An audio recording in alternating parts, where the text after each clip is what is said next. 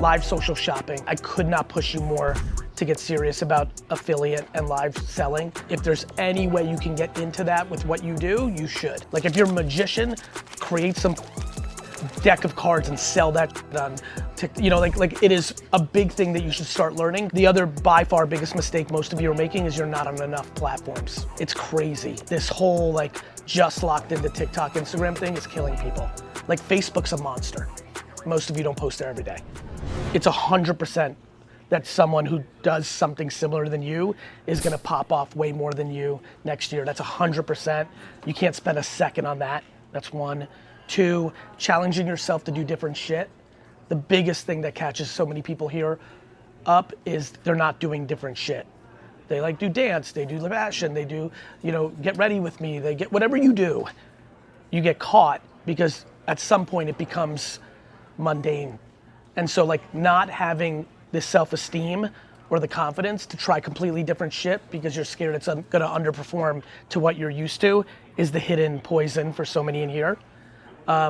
Live social shopping. I could not push you more to get serious about affiliate and live selling. Like if there's any way you can get into that with what you do, you should. Like if you're a magician, create some fucking deck of cards and sell that shit on TikTok. You know, like it is a big thing that you should start learning because it's gonna eat up a lot of oxygen. The other by far biggest mistake most of you are making is you're not on enough platforms. It's crazy. Like you should be on 7 platforms. Real talk. Like it's just this whole like just locked into TikTok, Instagram thing is killing people. Like Facebook's a monster. Most of you don't post there every day. You know what I mean? And so Snapchat Spotlight is like free opportunity because no one's posting there and there's plenty of attention. The same attention that sits on TikTok and Instagram. Those are the big things that stand out for me for sure. But I think keeping the noise out and not letting what happens to this crew always happen, which is when you're plateauing or when you're not growing and all that stuff, it fucks you up and it just can't. Like, because if it does, then it's over anyway. Understanding like trends, like people don't follow people anymore. Like content comes to you now, so like I don't like real fucking talk. I don't know if I've really paid attention to my following count for a year now. Like I'm aware of it, I see it when I'm in my shit, but it doesn't even like really register, right? And then again, like when I walked into brand deals, like it's gonna get harder, not easier-ish, meaning it's like this crazy thing. More brands wanna do more influencer work than ever, but there's more influencers than ever, and virtual influencers are coming. And so these companies are gonna create replicas of you. Like when I say you, I just mean not like you directly, like they're just gonna make like funny people and attractive people and black and white and Hispanic, like in like, you know, years ago, I would talk to Hollywood like this and be like, the influencers are coming, and they'd be like, yeah. And then the influencers came. Now I talk to influencers and I'm like, the virtual influencers are coming, and they're really coming. And that they're gonna put money behind. Like it's a lot better for New Era to create an influencer they own than rent you for a couple posts. So don't let that fuck you up, because that's already, that's done. That's going to happen. You just need to be as good as you can be for you. Does that make sense? Like, do not worry about competition. Other humans, each other, and definitely not the virtual ones, because they're gonna keep coming and coming, and you're gonna wake up in 5 years and there's 8 billion people on Earth, there'll be more than 8 billion virtual influencers on social in a decade. Yeah, and what is that gonna mean? It's gonna mean that you might not get paid as much. It's called supply and demand. So you need to go hard during this era, and I highly recommend you add live shopping to your repertoire. Highly. You know, some people won't translate into that genre as well. There's certain reasons why big actors or big names never do SNL. They can't do improv. They can win an Academy Award, but they can't do improv. Some of you can amass 10 million followers really making a skit, but you might not be good at selling shit. That's okay, but you need to find out if you can. Because if you can, it will be your hedge against what I'm talking to you about. Make sense? Is that only on TikTok, like selling that? Or? No, it's TikTok is leading. Whatnot is doing very well. That's a one-off app that's just live social shopping, but everyone's coming. Twitter's gonna roll out something next year. Meta is not gonna sit and let TikTok win this. So I don't know anything, but I promise you that Instagram and Facebook next year will be like announcing live shopping. You know, like it's like, I just can't see how, it's too important, it's happening. And it's too, like, in fact, I wonder if Facebook will buy Whatnot just to like speed it up. I don't know, but it's, I expect by this time next year, every platform's playing with it. It's that important. So I've run live shopping like marathons for Tarte Cosmetics. We did put so much time into live shopping like a year and a half ago. Yep. And I don't really see them doing it. I don't see them doing that much anymore. But like the GMV from live shopping and my friends at The Ordinary that also do live shopping is just so low right now. Like you could spend 6 hours on live and make like a couple $100. Yeah, and revenue. Is it like if you already know how to do it? I'm running a new brand now, but it's like we're a startup. If you already know how to do it, do you think it's worth it to be on a platform that you're dedicating time to live when you know that the money's not being spent there yet, or should you just like hold off until you get? What you just said in a different way is somebody saying like, I've tried to be an influencer and I haven't. I want to break it down though. I did $41,000 in sales in an hour 2 nights ago, right? So I think that it's just because you guys didn't do it well, right? Like, if, for example, if you're doing Tarte Cosmetics and you don't have a unique product for that live shopping, which was exclusive to that live shopping, and you know, that becomes a thing. I see that you did. Then it becomes, how was it produced, right? What was the call to actions? Who was the hosts? The host back, like I just said, some people here might not be good at it. And comma, to your point, a year and a half ago, it was not where it is right now, right? So like in that 18 months, there's just been so much more growth in demand. So many more people have put their credit cards in. So many more people buy now.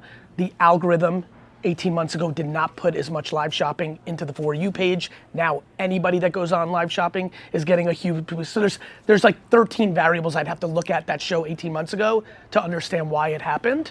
No, I guess, but yeah, that's just interesting to hear that you are seeing it, like, because they were saying the same, like a year ago, it's like, oh, live shopping now, everyone get on right now, but it wasn't like there, at least for our product and like our demo, like it wasn't there yet, which I'm assuming you're seeing now just across the board that it is actually. Even 18 months ago, it was a game of haves and have-nots. Again, I'd have to look at what y'all did, but it's the same old thing. Like, if you're not, like, I think everybody here should become a basketball player. Like, right, it's the best business in the world. Like, literally, Wemby's gonna make $1 billion being a basketball player. But most of us aren't capable of it. And so, like, I think all of you should do live shopping, but you can imagine if you're not good at it, it won't go. So there were just so many things from that, you know, but there are people making millions of dollars a month. So that's just real data. What are like best practices? You said it earlier that people don't go on social for the sake of getting sold, right? And it's like, anytime I feel like I'm getting sort of quick to swipe out. So with an app like Whatnot, how do you get people to go there? They only want to go to buy. This was a big distinction I said a long time ago that I still believe, which is people don't want to be sold when you guys are being tricky about it. Right? Like when you're trying to be clever. You know, I think people are comfortable if you're like upfront. Like you're fucking live and you're like on QVC, you're like, yo, I'm selling shit. Like, you know what I mean? Like it's nobody's getting tricked if they don't want, you know what I mean? So I think what we see is that when people are trying to be sneaky about it, like here's my free white paper on how to become a creator, and you click it and then it's like put in your email and you get 1 page free, but then give us $99 to get the rest of the ebook, then you're like, fuck you. But if that person was like, my ebook's $99 to be a creator, that converts better. So I think it's just about clarity as a best practice. So on Brand Connect, would the engagement be in, like, would that be the factor of Views. compensation? Views. Your reach will be the first lever. So how large you can help distribute the brand itself will be the most important thing. Now they're measuring above and beyond reach. How valuable are those reach? Is it just it came on someone's screen, or did someone actually consume it? And that's how they're measuring it. Is the measurement how people are being paid? Like, would a brand pay a creator based You'll get on- paid more. You mean performance? Yes. You'll be paid more. It depends. It depends. Like, like at the end of the day, any negotiation in life is completely subjective, right? So for example, the reason I've never done a single deal ever is the halo effect of what I'm actually doing, I can't capture. Right, if someone's like, well, this is how many followers you have, Gary, and this is how many views you have. I'm like, cool, but like my influence over the entire ecosystem is so profound that for me, I have to think of it from like a name, image, and likeness standpoint. And then that becomes complete air compared to what Peter's talking about, which is pure math. And then, as you all know, now more things are going into affiliate and live shopping where that's pure performance. And you have to decide that. If you're gonna be on live for an hour selling stuff and you're only getting $13 a unit for the thing you're selling, but what about all the brand halo effect that comes along with the creative? So these are just all things. But this all happens while there's also a million of you being born every hour. And virtual influencers are coming and they're not even human beings and they're gonna eat your food too. So that's all real shit. How do you balance? So my social media is a pipeline for business as well. So how do you balance reach and exposure versus it becoming a lead gen, a source of lead gen? Well, the creative becomes that variable, right? So the way I think about that is most of the stuff I do, 99% of it is back to 10 years ago when I talked about jab, jab, jab, right hook. 99% of it is I just want to create value to build brand. When I go for conversion, it never does as well as the other stuff. When I'm like, buy this book, buy this hoodie, that never gets the same reach because people don't want to be sold to. Right? And there's creative ways to do it. And like, for me, like green screening blog posts I write about things that like have done better because the format's better, but you can't dwell on it not performing as well in reach when you're trying to convert because by nature it won't.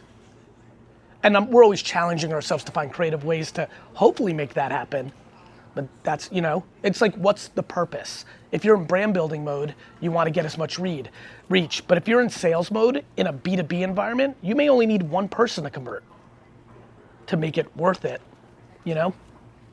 So I just graduated from drama school and I wanted to know, I created content before I started my acting journey. I wanted to know how do I share my acting journey without overexposing myself?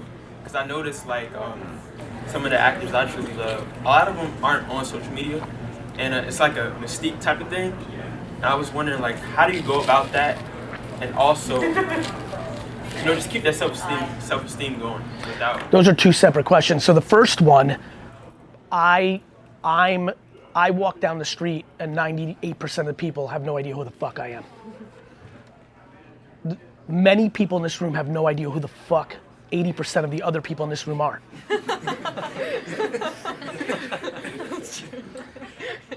I promise you, my guy, you will not be overexposed. This concept of overexposure is a 1980s television thing like Madonna, Michael Jackson. Literally, most of you don't know who the rest of the people in this room are, yet many people know who these people are, right? So overexposure is a farce of a day that's long ago that Hollywood wants to keep around because they trade on it. It's straight the boogeyman bullshit. It's Santa Claus. There is no overexposure. Literally, Sabrina Carpenter could walk into this office and 35% of this office has no idea who the fuck she is. You know how insane that is? That's the world we live in now. It's mass fragmentation. So don't worry about overexposure. It's just not real. I don't know the journeys of your favorite actors. They just might have gone up the acting track the whole time. But I also know that King Batch used Vine to get on every Netflix movie I see him on. Like there's different ways to go about it. As far as self-esteem, I just don't know why anyone values somebody else's opinion about their life. I really don't. I just do not know. The second you realize that is the second you have self-esteem. Like, I just don't know why you would care what I think about you. I don't know you. I'm being honest. I don't even care what my parents think about me because I know there's many things they don't know about me. And I'm close as shit to my parents. The only person in the world that knows you is you. No matter how close you are to your spouse, your partner, your parents, your sibling, all of you right now can think of the single person you're most close to in the world, and you know how much they don't know about you actually, right? So that's fucking self-esteem to me. That's it in a wrap. Like, self-esteem's an inside game, but it really is based on outside forces, right? You're worried about what people think about, you know, especially a kid like you, if you're going up a drama, like, I'm sure for a while you're like, I'm gonna be a big actor, right? And so you start worrying about like what people think because you aren't yet. But you're trying. What are they doing? I always think about this like sports. If athletes who are on the court, when they get, like, when the Knicks have a 13-0 run, the away team has a 13-0 run, and we call a timeout, and the whole garden boos the fuck out of the Knicks. If the Knicks players were like, and and had to go in the locker room, like, they're not worried about me booing. I'm fucking eating a popcorn watching them. Everybody who's got opinions about you is eating fucking popcorn watching you. I believe it. Awesome. I gotta go. See ya. Love you. Thank you.